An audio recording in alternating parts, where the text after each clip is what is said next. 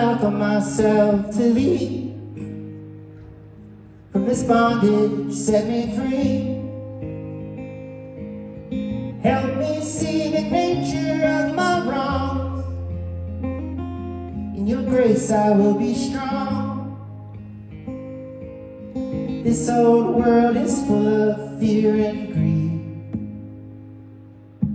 Love it is the door, faith's the key. Travis Albright, Yes, sir. how are you doing today? I'm doing great. How are you? We're standing on stage at the Macky Auditorium 2022 edition of the Bluebird Music Festival. Yes.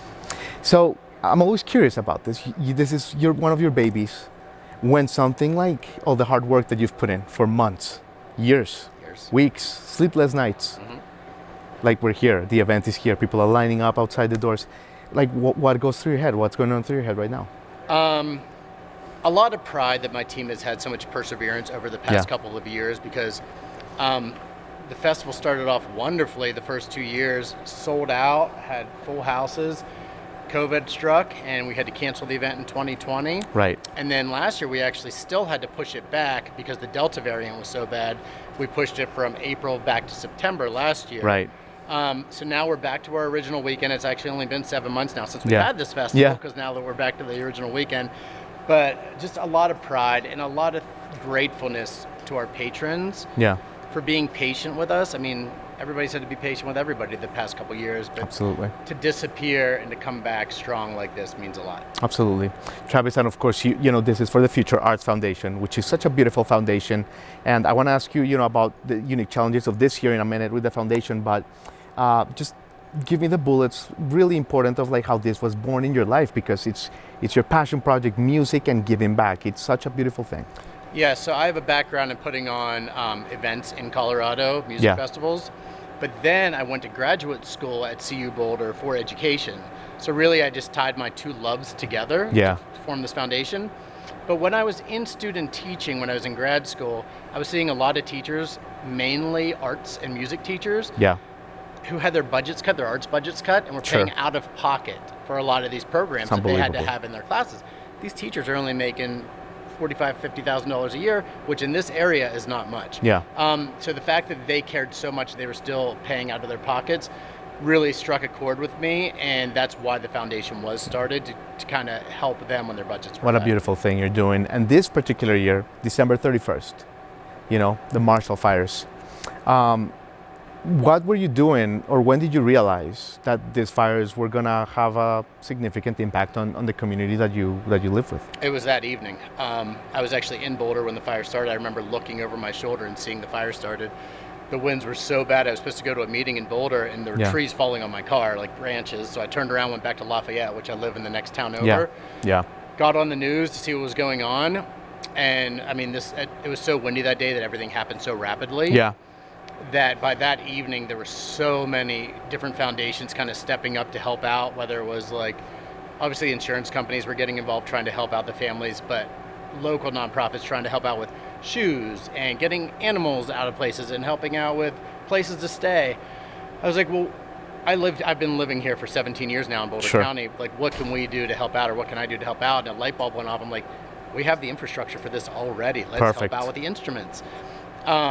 So at that point, I sent out an email saying, listen, everyone, people are losing their homes, and in their homes, they have lots of great instruments. And this is therapy for people. Not only do they need this therapy in their regular life, but when they go through a tragedy, they need it more than ever. So let's try to replace these instruments for these people. I told everybody I was going to drive to all their homes and pick them up and then place them. I mean, I was so overwhelmed. Within an hour, I was having 120 emails of people who wanted to donate. News organizations picked it up, started coming over to my house and talking to me about it. So at that point, I sent another email blast out, and social media blast out, saying, okay, well, I'm not going to be able to pick them all up, but come to my house this Sunday from 10 till 5. I'll give you a pair of tickets for the Bluebird Music Festival if you donate an instrument, and then we'll place them with a fire victim, and we placed over 500 Unbelievable. Congratulations. That's a great accomplishment for the community. For sure. So, okay, moving on to more positive news. What a lineup that you put this year, Travis. I mean, of course, you know, up and coming artists like, you know, Scott Smith that we were just seeing in Soundcheck, and Lone Bellow, who are well established now, and friends of our show like Langhorne Slim and Margot Price. Waxahachie is going to be here. Man, wow. What a lineup. It's a few of the people we've been trying to get for a couple of years now. Sure. And it just so lined up. Colin Malloy, who is going to be headlining tonight. Right. He was actually booked for that 2020 event that was canceled. So we got him to finally come back. And then it's a lot of the musicians that I personally love. Yeah. Langhorne Slim, this will be the third year he's played here. We've only had 4 of these, so he's been here all but 1 year.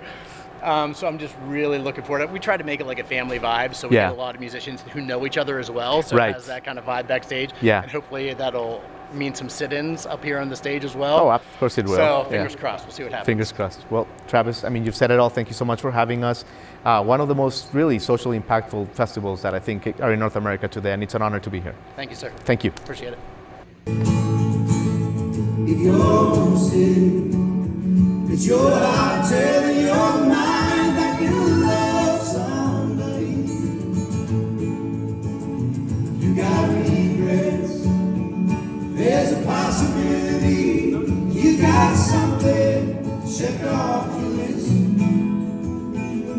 It's a long walk home and a short life to live.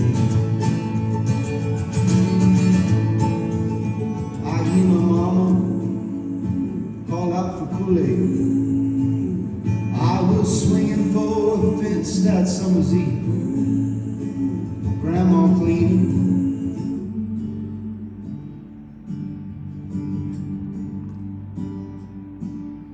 I know there is love all around you.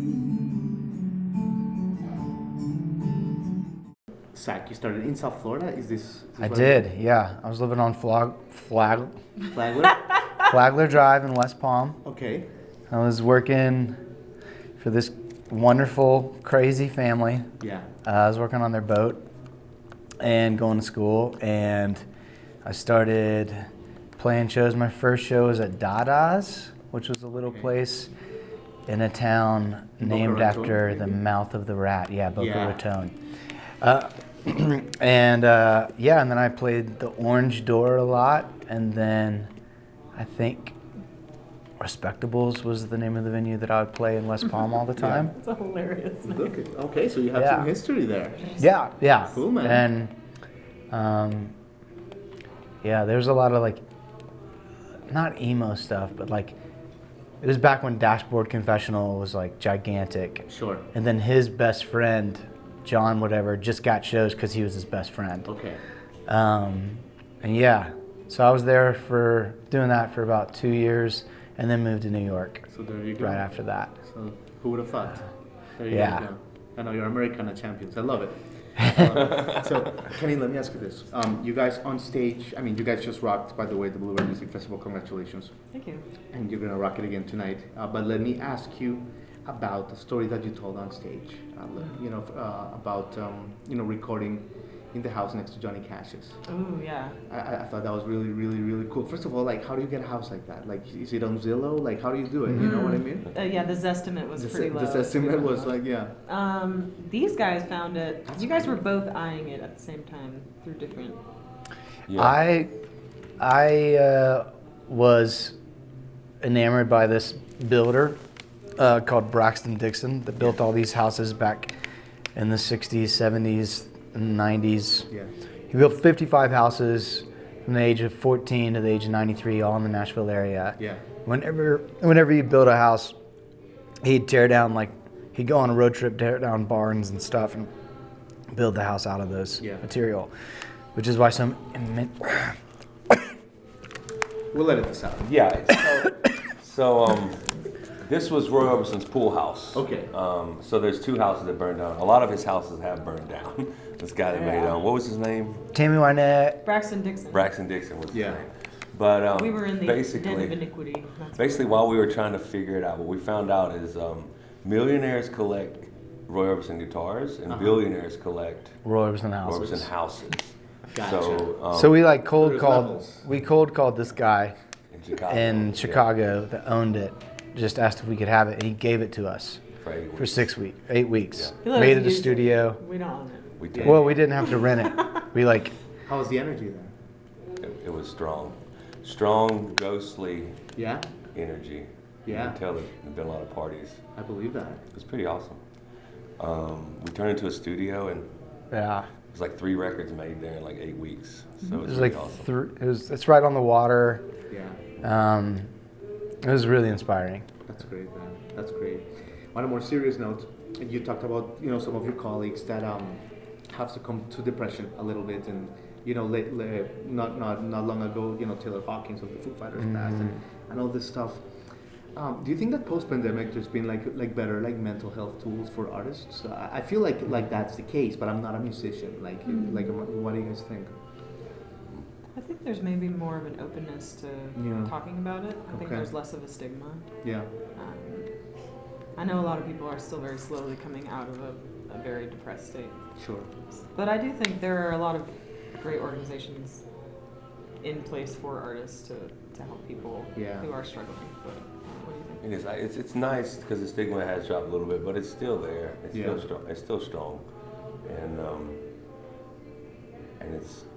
it's important just to like if you went through the pandemic and can't say that you went through a little bout of depression, you aren't being true to yourself. Absolutely. So I mean, I think it's a big thing throughout the country, and I feel like if we could talk more about it, more people would get help, or like even just like be there for people, because not everybody needs to go to 6 months therapy or intensive or anything like that. But yeah, absolutely. Well, guys, I know you guys are busy. You guys have a busy afternoon. Let me exactly leave you with this: the new Nashville versus the old Nashville. You've been in Nashville enough now, and some places are closing, like Cannery Ballroom, and some people are saying, oh man, like the old Nashville's gone. What are we gonna do? But at the same time, like the economy is moving. I don't know, like where do you fall on this spectrum? Is it killing creativity? Like where do we stand? No, it's definitely not killing creativity. I mean, it's moving people to other parts of the city, for sure. But in my opinion, it's a beautiful, thriving energy there right now. Yeah. I wish we were like in the government, because like they have money, they could like set aside exit in. They could say this is a historic place. Yeah. It's really not in our hands, but I can tell you right now, like I think Nashville is the most creative city in America. Yeah. And it's beautiful, and It already we need had to the preserve some bedrock. great stuff.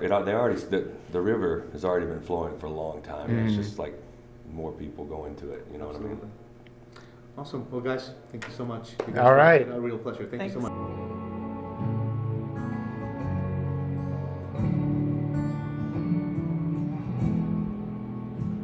Oh, when I was a young boy, still looked after by my brother. He was my keeper all the same. I'd wake from a dream, falling from the sky, and monsters be there to take me away. So I'd go to his bedside, he would receive me, and slay them all in my name. He'd say, one day you won't need me. You'll learn to make friends with the night. 'Cause sleep is a gift from Mother Moon. You are one of the most buzzed about artists far and wide. From Louisville, Nashville, and we come to find you here in Boulder, Colorado. Yeah. Well, from what I understand, I'm hard to find. That's probably Is that? it's just buzz and Absolutely, man. no follow-through. Absolutely. Yeah. So, man, first of all, let me start by telling you this. How does it feel to be back, on the stages for festivals that have meaning like this, right? Yeah. That's extra important for you. Well, for me, I think it's important that I start with saying that this is how I'm starting my career. Yeah. I'm really lucky. At first, it seemed like a punishment. I released my debut 2020, project in early 2020, yeah. and it was January 20th, I believe, and then, very quickly in February, the opportunity to tour that investment, because that was a personal life savings. I was working 5 years, towards right? it. Yeah. Was it 5 years? Yeah, I was working Yeah. towards that. I was working as a brick mason, Yeah. and as a brewer, and I had all different types of jobs in between, Yeah. all seemingly at the same time to make that happen. And it's one of those things where that felt like a slight, this investment that I just put out. I couldn't tour it, I couldn't see it to its potential. But when I sit and I think about being able to start my career at festivals like Bluebird Music Festival and getting to work with people that are trying to do sustainable entertainment, Sure. that means so much more to me. Investing in careers of those who really are either the next generation, like Emelise, Yeah. of singers-songwriters, or people who I admire, like Margot Price and Langhorne Slim, Yeah. The Lone Bellow. Yeah. These is like this specific festival is a moment for us all to be peers Yeah. and have potential for collaboration, even. Absolutely. So I think there's going to be magic here for sure. I couldn't be happier to be. Absolutely, man. And let me ask you this, because since you brought up the album and the timing, you're going to play by Southwest, all that stuff. Yeah. What was like your why that kept you pushing? Yeah. In the Why? moments of doubt. Because you know. every time, so there was a moment during COVID, I went back to building. I started building someone's house, their dream home with them, and I just went and tucked away and was only building every day. And I legitimately thought to myself, I should probably just walk away from music. I should just get really good at this, using my hands every day. It makes me happy. Yeah. It makes me feel mentally healthy. These things, Right. And I kept getting calls during COVID. And whenever I would ask them why, it wasn't so much as my why, it was their why. They said, if there's anybody that we thought could make someone feel present or make someone feel comfortable during this time, even over a video or a live stream, we thought you could do that. Amazing. And I just kept getting this direct reflection back. Yeah. Something that I couldn't even see. It's your purpose, man. It was my purpose. I love it. That kept compounding to the point where somebody looked at me and said, if you can build a music career during COVID, then you really just need not to stop. I love that. Yeah. I love that, and man. I think about that all the time whenever I hit these brick walls, because it's like, I was just talking to Travis, the founder of Bluebird Music Festival. Yeah. Like, it's not just one break, it's many breaks. Absolutely. It's the consistency of your character, of your performance. Absolutely. And also of your kindness. Yeah. Absolutely, man. The talent, man, we live in a talented age. Yeah. There's a lot of talented people. Healing the sick, blessing the poor. My feet are so tired and bruised. Hallelujah. What's it to you? Can't you see I need saving too? Emelise, Nice to meet you. look at you. Oh, thank you. The coolest person here in the Macky Auditorium, I think. Well, thank you. You know? I mean, right next to you. Oh my God, oh my God. And we're here in beautiful Boulder, Colorado. And Yes. First of all, we were listening, I was telling you off camera that I was listening to your stuff earlier. Yeah. And I was just mesmerized by your songwriting, your voice. Oh, well, thank you. So really excited to see you. Thank you. What does it feel to be, first of all, in a festival that has like a mission behind Yeah. it? Like it's kind of like more meaningful, right? Right. Yeah. No, it's beautiful. This place is very cool.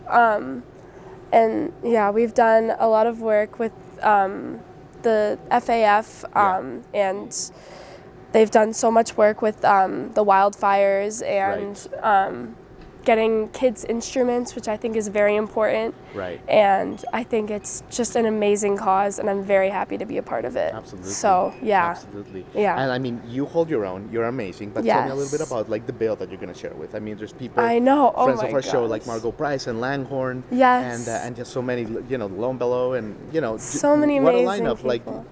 Like does that? I mean, I'm not an artist, but I think I would get nervous. But maybe not for you. Maybe you get inspired. Like how do you feel? Yeah, well, I've been a big fan of Margot Price since I was little. And Emelise? yes, little Emelise, yeah. And so this is very, very exciting that I get to perform on the same stage. Langhorne, Lone Bellow, everybody, Scott. Yeah. Amazing people. I'm very excited. It's Cool. It's going to be a great show. Well, we're really excited to hear you out. You're gonna create some magic here tonight. And, Yeah, thank you. And yeah, look forward to having you later on the show and all that stuff. I'm very excited. Thank you so yes. much, Emelise. Thank So you. nice to meet you. Nice